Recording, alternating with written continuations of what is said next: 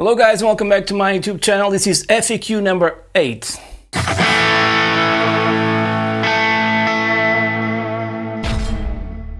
So let's get straight into the question. Just a quick note, the feedback has been great. I always post before the video so you guys know where to ask questions. So questions have been asked not just on YouTube but also on Reddit and Facebook.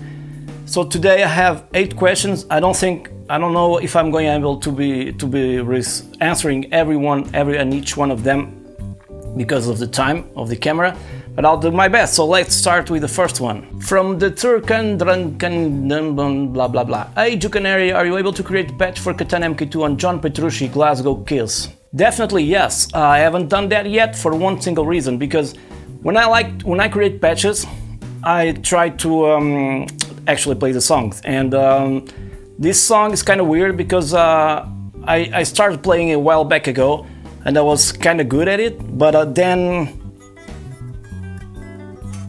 you know, I'm really stuck with it, and I can do that probably in slow motion or just get one of the parts, you know.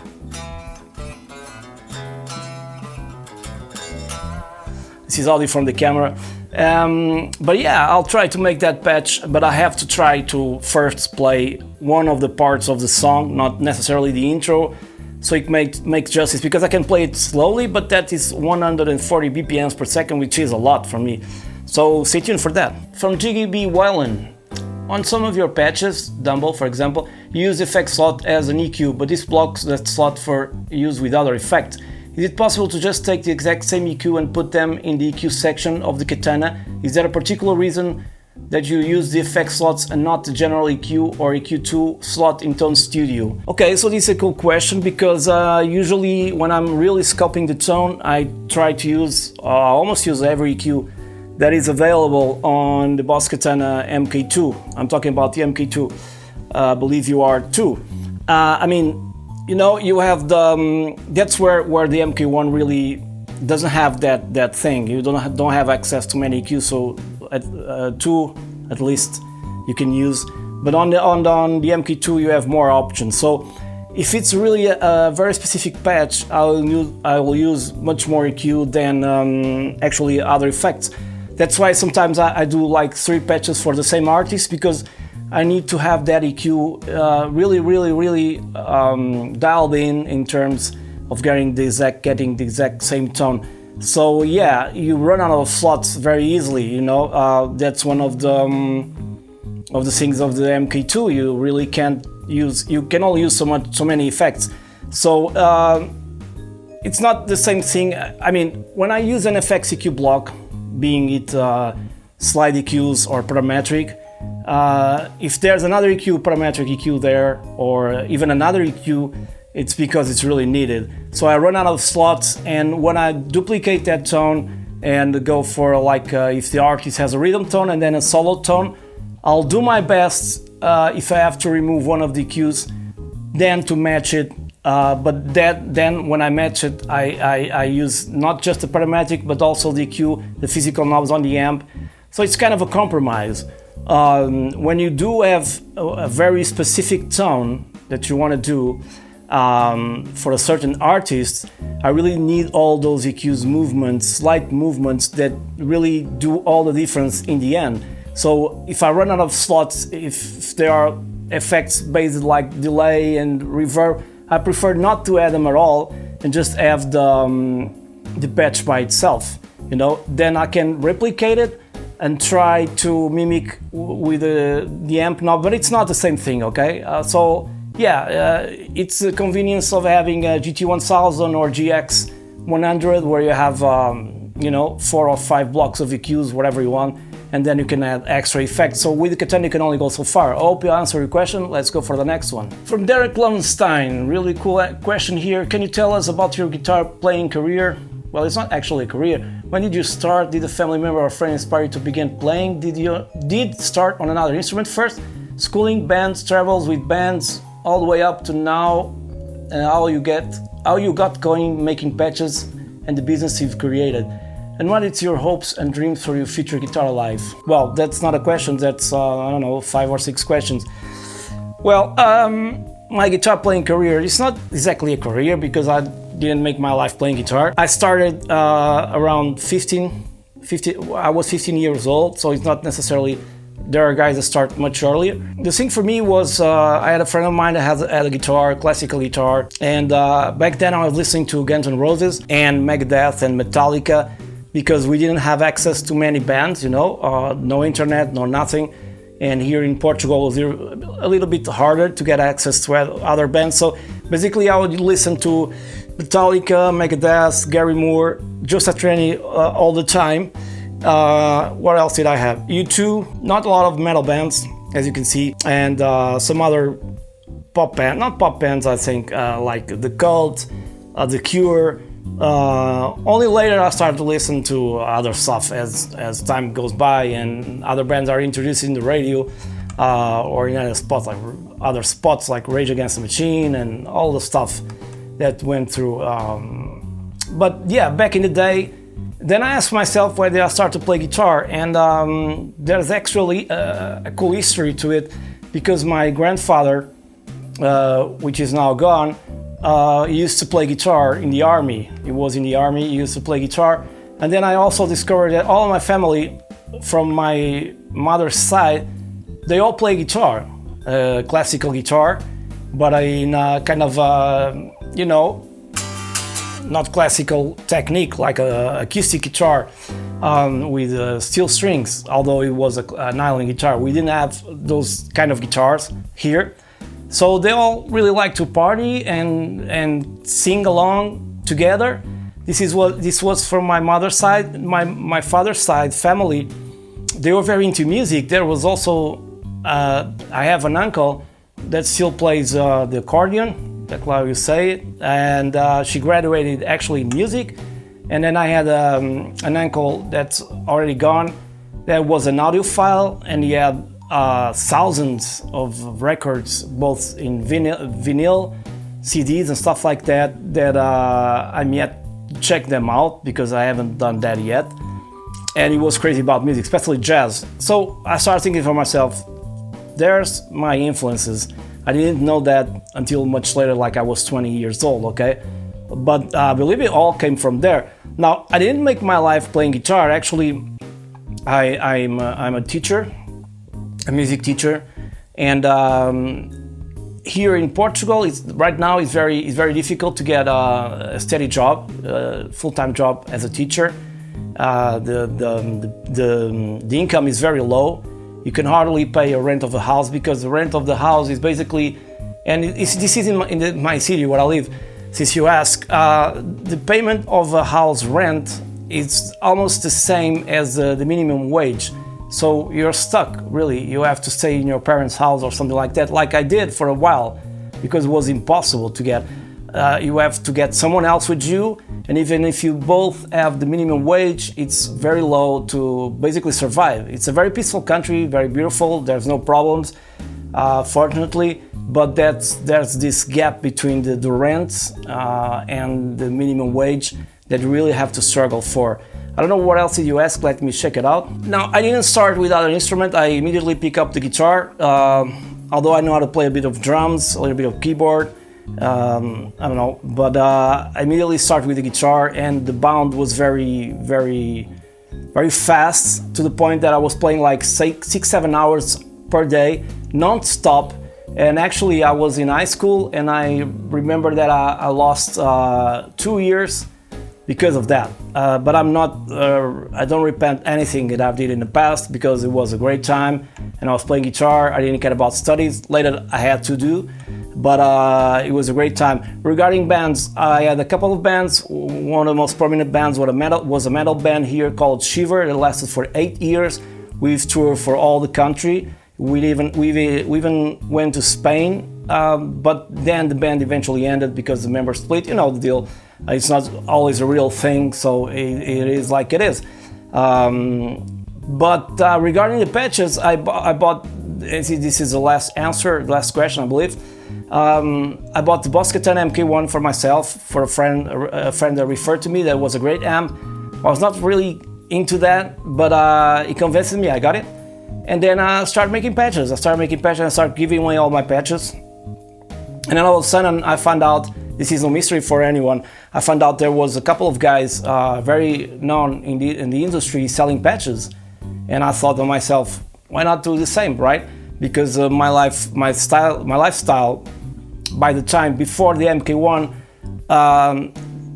before I started making patches and making my income, all right, I didn't have any income at all. So I was with my wife, I still am, but we had a lot of help from her parents in order to pay the bills and the rent and stuff like that. So it was really a bad period for around 5 to 6 years in my life, because I really didn't have any money, not even to go and have a coffee. That's the truth.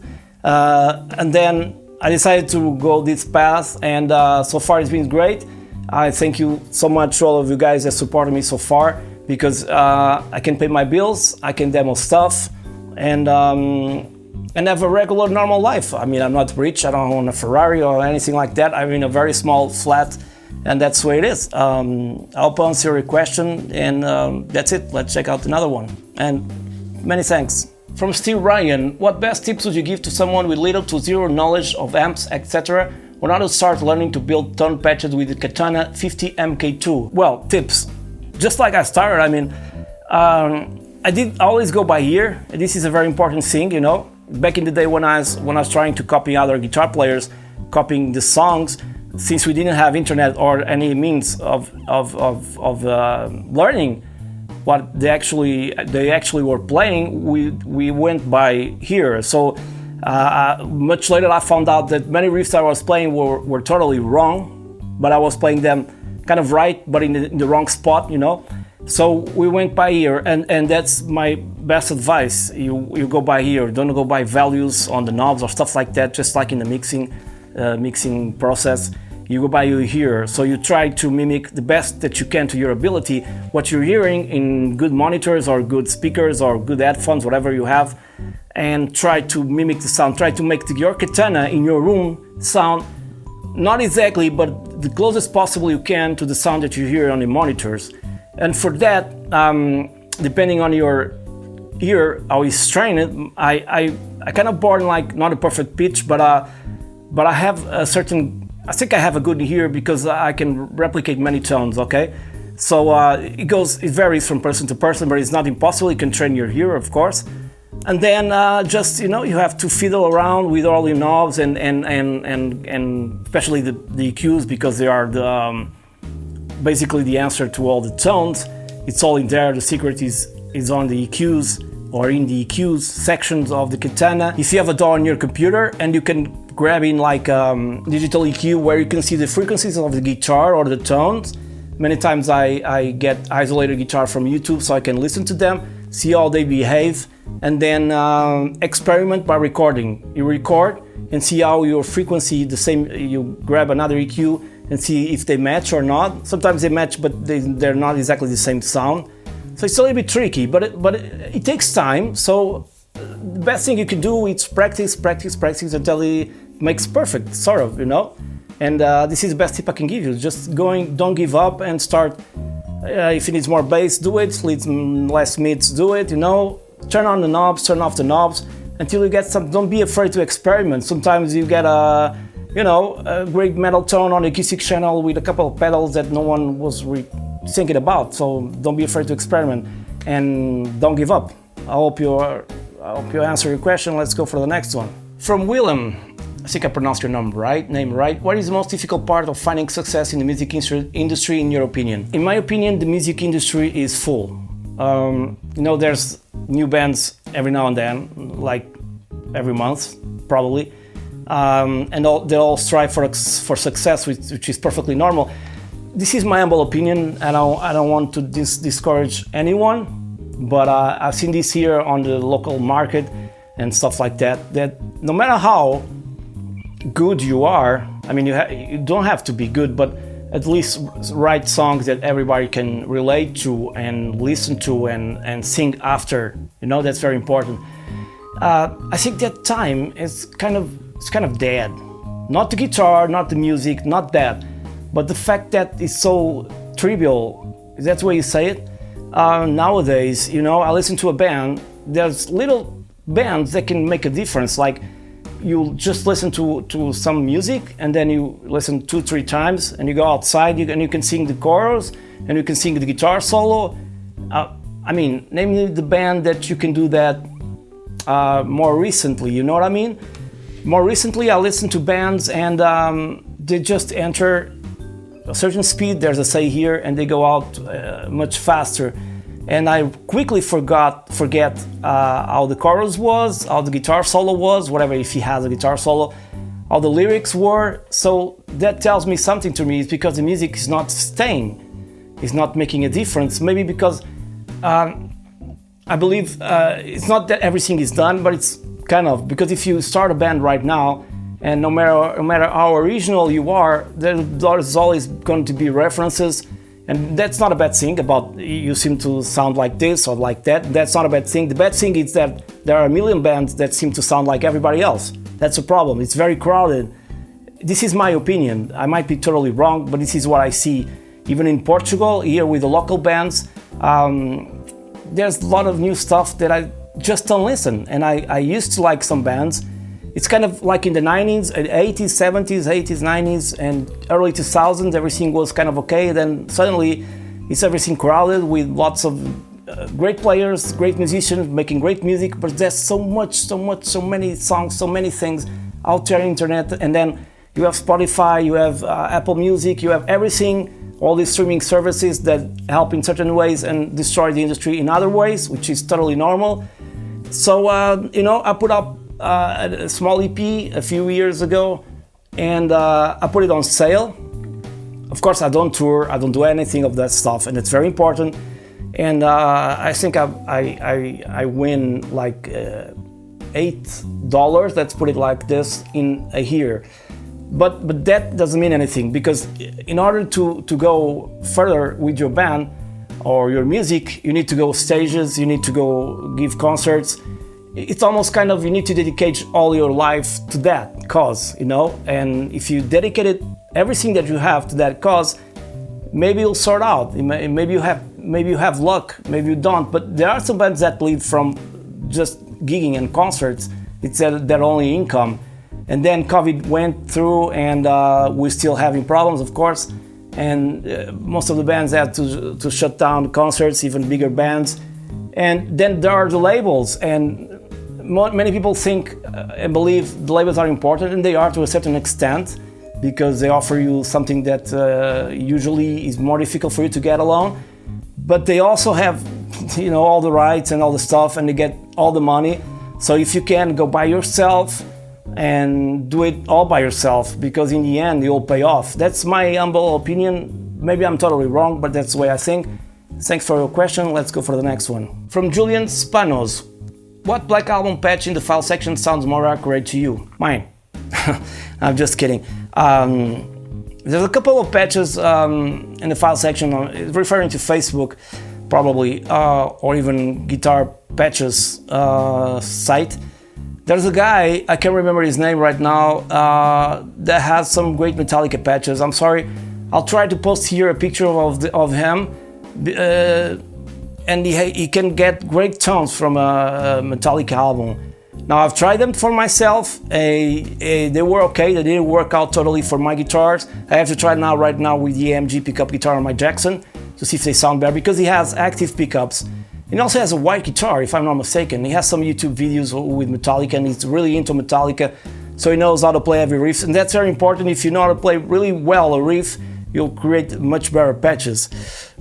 That's one thing to have in mind. So let me check out and put it here on the screen so you can see what I'm talking about.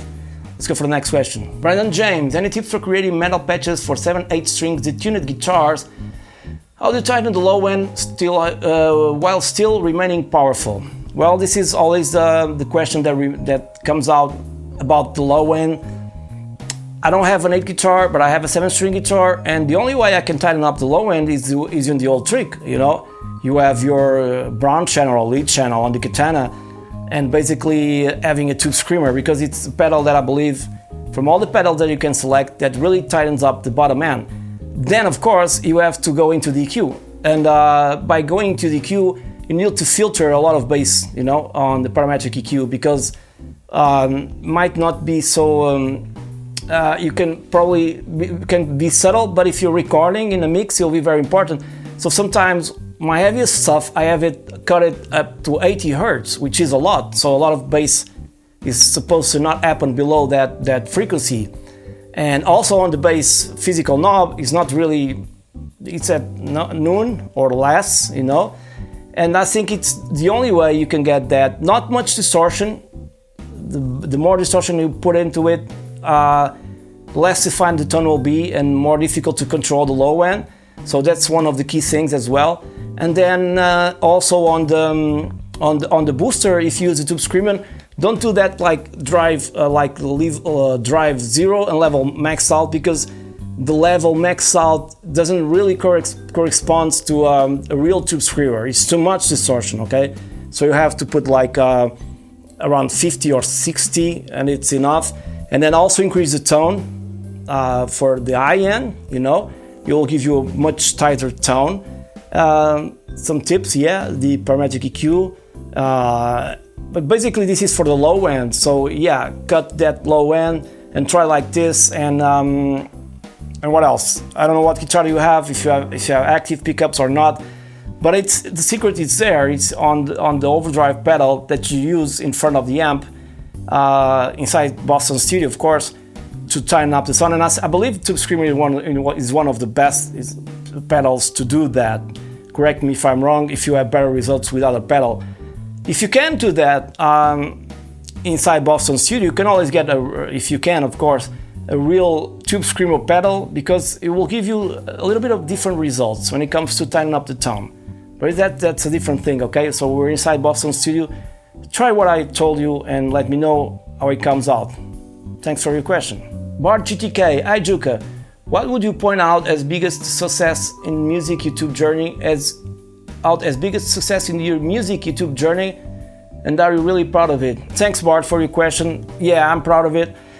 I dedicate many hours, many hours, many days. First of all, going back a little bit on the conversation, studying how to create a site, basically, you know, every aspect of the internet, how to make, how to advertise my material and stuff like that. And it did take like 1 or 2 years for it to go and start to become steady and reliable, but we never know the day tomorrow's day, because it might all just fall apart. But I had a period on my YouTube channel when I really started, I was 29 years old, that or a little bit earlier, that I had lots of visualizations on my channel. I have one clip that has 500,000 visualizations, and everything was 100,000, 200,000, 300,000. And a lot of comments. But by the time, I didn't answer my comments. I rarely did that. I had the email full of stuff, but I didn't dedicate myself, because by the time monetization was not a possible thing here in Portugal, at least in Portugal. And so I didn't make, I mean, I don't just do it for the money, but it was important since I didn't have a job. So I let it go a little bit. Then my son was born and I left YouTube for 10 years. So I came back again when I was 39. So I lost a lot of subscribers, a lot of visualization, because then this channel in the end has I don't know how many millions visualizations, all the channel together.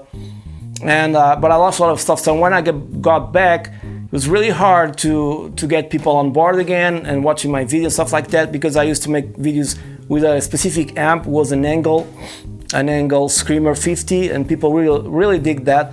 And I didn't have access to a real camera, a good camera or microphone or anything else. It was just a computer recording everything. But that was the way it was. And back then there was not much people doing it like today. We have much more technology for recording, editing and stuff like that. So I kind of lost here. Yeah, but my journey was like that. So I started very good. Not answering emails was a big mistake. Then I left totally, then I restarted again, and I can say that my subscribers count they're always like growing up, but not at a rate that everyone would like it to be, right? There are guys that are very lucky, they're different content and they're very funny, and I do appreciate those channels because the content is everything that you really want on a YouTube channel. And I understand that there, like Ola Englund, for example, is content is not only good, but it's also very comic, and it makes you want to see it, right? Maybe I'm not in that ballpark, you know. I am the way I am. I cannot try to be someone else, you know, and start to do weird stuff. People will actually find it very strange and odd, since I was like this forever. I seem like a very always serious guy, which I'm not. But in front of the camera, it's the way I am. It really kind of gives me the shivers, you know, pressing rec and then looking at myself, which I totally hate. I gotta be honest with you on that regard. But that's where it is. I'm not shy at all with my friends and stuff like that. I'm, you know, very extrovert. But my YouTube journey was like it was, so I hope more people subscribe to my YouTube channel and see different content, not necessarily like an episode to watch and start laughing with the family, but, you know, reviewing guitars, making patches, all stuff like that. And yeah, I'm kind of lost right now, but thanks for your question. I hope I answer it. Let's go for the next one. Sorry guys, I had a problem with my camera. It just died out on me. Battery it was off and went totally dead. So this is another camera. And let's go for the final question that I already had answered it, but everything went out. So let's go again. So from George Jup, I am started my L guitar journey at the age of 38 and so sad of it. I could do 20 years ago, but I did not believe in myself. How many years I have to go this way in your opinion? I am counting every day now, and I'd see that the world of music is so big. Happy to be in the team. And welcome. You're very young, man. I'm 46 right now, so you have all the chances in the world to progress in your career and playing guitar. Like I was saying before the camera died, today, unlike in my time where I spent like 6-7 hours a day listening to records and trying to figure out what the hell were they playing and the spots, you have access to everything on the internet. You have access to free lessons, you have access to videos. You can see the guys where even some artists explain how they play their own songs.